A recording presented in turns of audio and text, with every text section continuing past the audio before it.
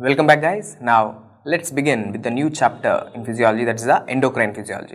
We all know endocrine system is all about hormones. Okay. Now in this chapter we will be discussing about important hormones like growth hormone, thyroid hormone, the hormones for the calcium regulation, insulin. Okay. So all the important hormones will be discussed in this lecture series. Okay. Having said that, even before discussing about the hormones, now let's discuss the basics. Okay, some important basic points which you need to know for the endocrine physiology. Having said that, let's talk about hypothalamus and pituitary. Okay, hypothalamus and pituitary. Now here itself I want you to know that the hypothalamus is considered as a master regulator of endocrine system. Okay, for all the endocrine activities, for all the hormones, who is the highest point? The highest center is the hypothalamus. So hypothalamus is considered as a master regulator of endocrine system. Okay. Now how hypothalamus regulates different hormones, that we will see subsequently, but know that one point, hypothalamus is a master regulator. Having said that, now let's discuss about the pituitary gland. See, on the topmost part we are having the hypothalamus. Now the hypothalamus is in communication with the pituitary gland. Okay, hypothalamus is in communication with the pituitary gland, and we all know that the pituitary gland is having two lobes. Okay, the main two lobes, even the intermediary lobe is there. But anyway, see, hypothalamus is having an anterior lobe, okay, and posterior lobe. Anterior lobe and posterior lobe. Okay, two lobes are there. Okay, this is the anterior side, this is the posterior side. Two lobes are there, anterior lobe, posterior lobe. Now the anterior lobe is also called as adenohypophysis. Okay, anterior lobe is also called as adenohypophysis, A for A. And posterior pituitary is also called as neurohypophysis. If you ask me, like, why anterior pituitary is called as adenohypophysis? Adeno is something like a gland, right? Gland. So what is that exact gland thing? I will explain you. See, normally, okay, this is your palate, okay, this is your endoderm, okay. Now what actually happens is, during embryogenesis, the endoderm, it will evaginate. Okay, see the yellow color thing, it's the, see this yellow color thing, it's actually forming your brain tissue. Okay, the yellow color thing is actually forming the brain tissue, and this pink color thing is the endoderm. In between them there is this mesoderm present. The blue color thing is the mesoderm. Okay, now please concentrate. This pink layer or this endoderm is going to form a pouch. This pouch structure is called as a Rathke's pouch. So what exactly is happening with this Rathke's pouch? It is evaginating, and see what it's doing. It is going up, it's moving up, and it is coming and it is fusing. Okay, it is fusing with this yellow structure. So what I am trying to put into your mind is, this is nothing but your anterior pituitary. This is how anterior pituitary is formed. So anterior pituitary, from where it came? It came from the Rathke's pouch. And Rathke's pouch came from where? It came from the endoderm. The endoderm, it will evaginate and forms a pouch. It forms a pouch, and that pouch moves upwards and it fuses with the posterior pituitary. Okay, this yellow color thing here, this is the posterior pituitary. The anterior pituitary is arising from here. It goes there and it settles there and it fuses with the posterior pituitary. Okay, so the one point which I want you to know is, the anterior pituitary is coming from the Rathke's pouch. It is coming from the Rathke's pouch. For example, this Rathke's pouch have to completely transform itself into the anterior pituitary. If there are any remnants of the Rathke's pouch, okay, if some remnants are there, okay, and that remnants are forming a tumor, now then it is called as craniopharyngioma, which is an important MCQ for your exams. So what exactly is craniopharyngioma? Craniopharyngioma is a tumor. It's a tumor of remnants of Rathke's pouch, and you know what exactly is this Rathke's pouch is. Okay, so anterior pituitary is developing from the Rathke's pouch, well and good, and posterior pituitary is developing from the neuroectoderm. This yellow color thing is the ectoderm, it's a neuroectoderm. Okay, so posterior pituitary is directly coming from the neuroectoderm. Okay, now after this, let's discuss about how the hypothalamus, okay, how the hypothalamus is controlling the entire endocrine activities. Okay, we have already discussed the hypothalamus is considered as a master regulator. Now why we are calling it as a master regulator? We will discuss now. See, here I am showing you the hypothalamus. This part is hypothalamus. All this area, see, hypothalamus. Okay, now we are going in order. Okay, hierarchy. Now on the topmost part, hypothalamus is there. Now below to the hypothalamus, this blue color zone is the pituitary gland, and the pituitary glands are going to produce certain hormones, where these hormones are going to act on certain tissues, and now those tissues will respond by producing something else. Okay, so here what I am trying to put into your mind is that the hypothalamus is the topmost center. Now for example, in the hypothalamus, okay, in the hypothalamus, what are present? Different nuclei are present. Okay, in the hypothalamus there are different nuclei which are producing different releasing hormones. For example, let's see here. Now in the hypothalamus there is this one nuclei which is producing the GnRH. What is the full form of GnRH? GnRH means gonadotropic releasing hormones. Okay, GnRH. Okay, don't confuse. This is not growth hormone releasing hormone. This is gonadotropin. Okay, releasing hormone. Okay, so gonadotropin releasing hormone. Now hypothalamus is producing what? Gonadotropin releasing hormone. And also CRH. What is CRH? Corticotropin releasing hormone. Okay, and hypothalamus is also producing TRH. What is TRH? TRH, thyrotropin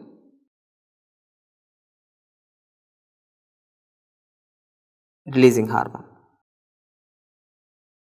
Okay, now also your hypothalamus is producing this GHRH or GRH. Let me write like this. GHRH, that is growth hormone.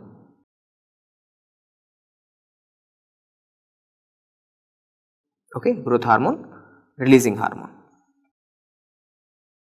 Now at the end of the day, what is the important concept which I want to put into your mind is that your hypothalamus is having different nuclei. Okay, different nuclei. Nuclei nothing but the neurons only, no? Okay, your hypothalamus is having different nuclei, and these nuclei are producing different releasing hormones. Okay, now like growth hormone releasing hormone, gonadotropin releasing hormone, thyrotropin releasing hormone, corticotropic releasing hormone.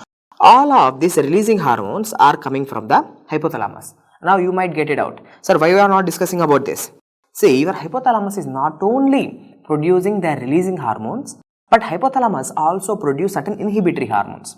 For example, like prolactin inhibitory hormone. Okay, prolactin inhibitory hormone, which is also called as a dopamine, which is nothing but a dopamine. Okay, so hypothalamus is producing prolactin inhibitory hormone or dopamine. Not only that, your hypothalamus also produce something called as growth hormone inhibitory hormone. Okay,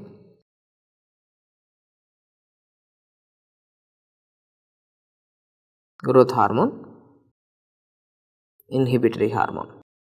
So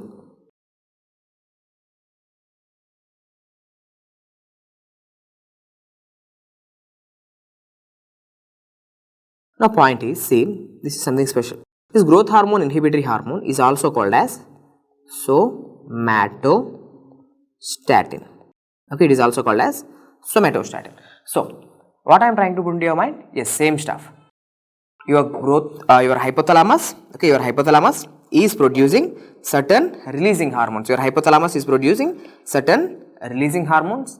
Also, your hypothalamus is producing certain inhibitory hormones. What are the inhibitory hormones? Inhibitory hormones are prolactin inhibitory hormone, which is nothing but the dopamine, as well as your hypothalamus also produces the somatostatin. Okay, somatostatin. Now comes the question. See, all these releasing hormones and inhibitory hormones, where they are working? They are working on the pituitary gland. See, they will come and they will act on the pituitary gland. Now see, this growth hormone releasing hormone, okay, sorry, not growth hormone, it's a gonadotropin releasing hormone, make a correction, it's a gonadotropin releasing hormone, GnRH, okay, GnRH, gonadotropin releasing hormone. Now this gonadotropin releasing hormone, see, it will come and it will act on cells called as gonadotropes. Now you will get it out. What are these gonadotropes, sir? See, in the anterior pituitary, I am right now talking about the anterior pituitary, not the posterior pituitary. Okay, please make that note. Now, in the anterior pituitary, there are different types of cells present. Okay, there are different types of cells present. Okay, now, okay, let me show you. Especially 5 different types of cells present. Okay, now what are these cells? For example, there are gonadotropes, corticotropes, thyrotropes, somatotropes and lactotropes. There are 5 different types of cells present. See here, I have shown you this cell specifically in 2 different colors. Okay, now see, lactotropes and somatotropes, this area. Okay, lactotropes and somatotropes, they are acidophilic cells. Okay, they are acid loving. Okay, they will take eosin stain. So they are acid loving cells. Why? Because this is a question which was asked in the exam. Which of the following cells of the anterior pituitary are acidophilic cells? It's the lactotropes and somatotropes. Okay. Now all other are the basophilic cells. Now what I am saying you, in the anterior pituitary there are 5 different types of cells present. What are the names of those cells? Thyrotropes, gonadotropes, corticotropes, lactotropes and somatotropes. Now this gonadotropin releasing hormone, it will come and it will act on gonadotropes. What happens now? When this gonadotropin releasing hormone acts on gonadotropes, now these gonadotropes are going to release gonadotropins. Okay. Now what are the gonadotropins? Gonadotropins are nothing but FSH, LH. Okay, FSH and LH. Now let's see the story. Now this FSH and LH, where they will go? Now they will go to the gonads. FSH and LH, they will go to the ovaries in the female and they will also come to the testes. Now see, FSH means what? Follicle stimulating hormone. So they are going to stimulate the follicles. So the immature follicles, they will start to grow. Now once the follicle is developed, ovulation will happen. After ovulation, if the sperm comes, then fertilization will happen. Okay. So at the end of the day, they will help in ovulation. Okay. So follicle stimulating hormone will stimulate the follicles to grow. Okay, and whenever a follicle is properly grown, okay, that follicle is called as a Graafian follicle. A properly grown follicle is called as a Graafian follicle. Mature follicle is called as a Graafian follicle. Now on this Graafian follicle, now LH will start functioning. Now what LH will do? LH will cause ovulation. So FSH, LH acts on ovaries, helps in development of follicles as well as ovulation of the follicles. Okay, and helps in normal menstrual cycles. Important point is this follicle stimulating hormone. See again, it's stimulating the follicles. Now the immature follicle, it will start to grow. Okay, now this is developing follicles. Let me show you here. Now if I have to show you, see, imagine this is a follicle. Okay, now these follicles are having what? It's having a oocyte. Okay, the central oocyte surrounded by the cells. Okay, the central most thing is the oocyte surrounded by the cells. Now these cells are called as granulosa cells. Okay, so in a follicle, what do you have? You are having a oocyte, okay, the primary oocyte with the granulosa cells. Now this follicle stimulating hormone, see, this follicle stimulating hormone, it will come and it acts on these follicles. Now where? On these granulosa cells. Now these granulosa cells, they will produce hormones estrogen. Okay, now estrogens are coming. Okay, now estrogens are coming. In the same way, this LH hormone, okay, this LH hormone, it will go to the male. Okay, in male it will go to the testis. In the male, granulosa cells are present? No, there are cells called as Sertoli cells. Now when the Sertoli cells are acted upon by, okay, these gonadotropins, now the Sertoli cells, sorry, not Sertoli cells, Leydig cells. Okay, please make a correction. In male, it's the Leydig cells. Leydig cells produce the testosterone. So granulosa cells are going to produce, okay, granulosa cells are going to produce the estrogens. Granulosa cells are what? Granulosa cells are the cells surrounding the follicles. And in male, in testis, there are these cells called as Leydig cells. Okay, Leydig cells. Now those Leydig cells will start producing testosterone under the action of these gonadotropins. So this is hypothalamo-pituitary and gonadal axis. Okay, first hypothalamus controls the pituitary gland. Pituitary glands, by producing the gonadotropins, control the activity of the gonads. So this is hypothalamo-pituitary gonadal axis. So at the end of the day, what do we have? Estrogen, okay, and testosterone. Estrogen and testosterone, the sex hormones, are produced. Okay, sir, well and good. Now after this, let's talk about the CRH. What is CRH? Corticotropic releasing hormone. The corticotropic releasing hormone is coming from the hypothalamus. Now this corticotropic releasing hormone from the hypothalamus, it will come and act on the corticotropes. Now corticotropes, see, now corticotropes under the influence of this CRH, now they will produce ACTH. Now what is ACTH? Adrenocorticotropic hormone. Adrenocorticotropic hormone. See, in the name, adreno is there. Corticotropic hormone. Adreno for adrenal gland. Cortico for cortex, adrenal cortex. Okay, so this hormone is going to come out of the adrenal cortex. So ACTH, It will go to the adrenal gland and it will stimulate a region in the cortex called as zona fasciculata. See, in the adrenal gland, okay, there are two regions, adrenal cortex, adrenal medulla. Now this adrenal cortex is divided into, okay, already we have discussed this thing already in the previous videos, but anyway, still I am saying. See, the adrenal gland is divided into two parts, adrenal cortex, adrenal medulla. The adrenal cortex was further divided into three zones, zona glomerulosa, zona fasciculata, zona reticularis. Okay, GFR, remember it like GFR, zona glomerulosa, zona fasciculata, zona reticularis. Three zones are there. Okay, now this ACTH, okay, now this ACTH, it is coming and acting on the adrenal gland. Okay, where on the adrenal gland? In the adrenal cortex. In the adrenal cortex, three zones are there. On which zone? Zona fasciculata, middle zone. Okay, glomerulosa, fasciculata, reticularis, right? The middle zone, zona fasciculata. So now this adrenal gland, under the influence of ACTH, it will produce cortisol. Okay, this is how cortisol is produced. Okay, so this is hypothalamo-pituitary adrenal axis. Okay, hypothalamo-pituitary adrenal axis. Now, what is this TRH? Thyrotropin releasing hormone. The thyrotropin releasing hormone is coming from the hypothalamus, hypothalamic nuclei. Now this thyrotropin releasing hormone, it will come and act on thyrotropes. Okay, thyrotropes. Now thyrotropes under the influence of TRH, they will secrete thyroid stimulating hormone. Okay, thyroid stimulating hormone. Now what this TSH will do? See, name itself is a thyroid stimulating hormone. Now it will come and it will act on the thyroid gland. Okay, it will act on the thyroid gland. On the thyroid gland, okay, on the thyroid gland, TSH receptors are there. Okay, TSH receptors are there. So that is thyroid stimulating hormone receptors. Now TSH is going to bind with its receptor, TSH receptors, and they will start to stimulate the thyroid gland. Now what this thyroid gland will do? In the thyroid gland, there are cells called as follicular cells. Now those follicular cells, okay, now those follicular cells, they will start to produce T3, T4 hormone. So thyroid gland, the follicular cells are activated, okay, because of the TSH. Now these follicular cells, they will start to produce T3 and T4 hormone. Okay, done. Now let's talk about the growth hormone releasing hormone now. See, this growth hormone releasing hormone, now it's coming and acting on which cells? The acidophilic cells. What is this acidophilic cell? Now it's a somatotrope. Now the growth hormone releasing hormone, now it will act on a cell called as somatotrope. Now this somatotrope will produce growth hormone. Now what this growth hormone will do? Growth hormone will directly act on the bones, helps in the elongation of bone length. Not only that, the growth hormone is also going to act on the viscera.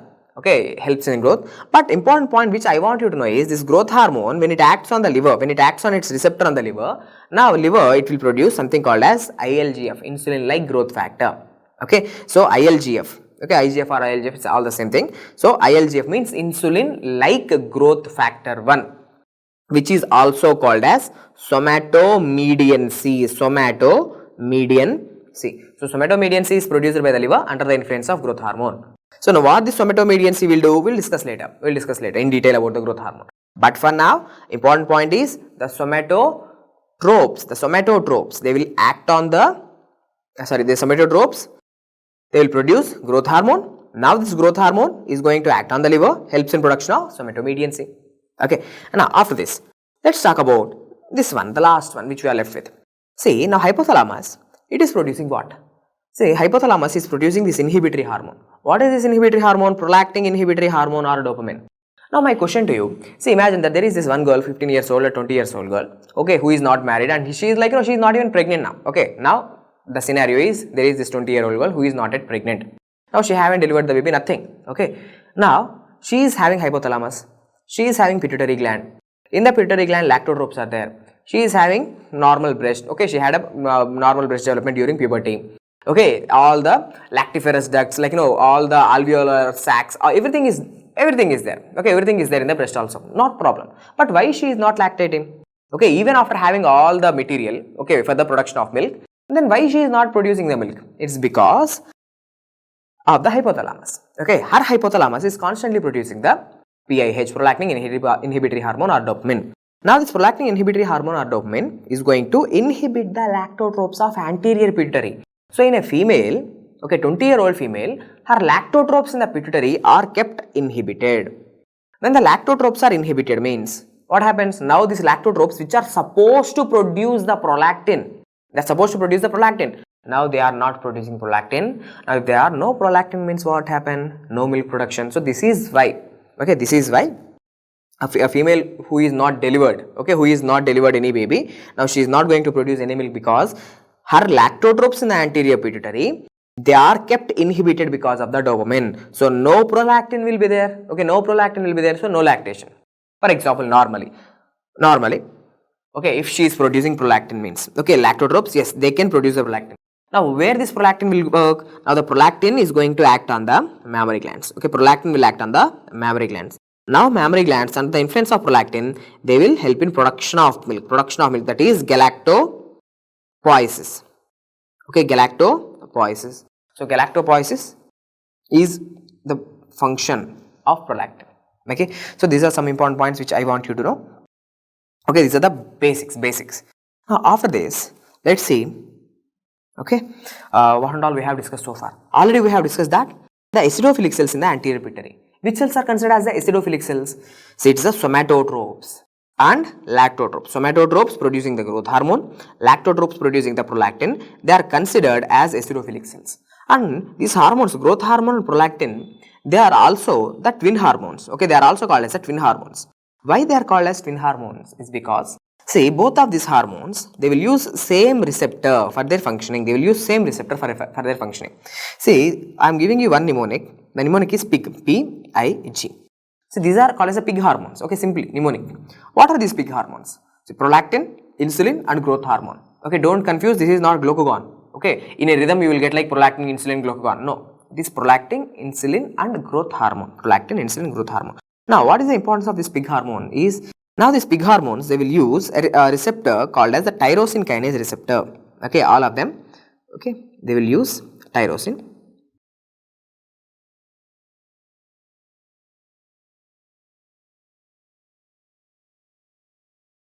kinase receptor for their functioning,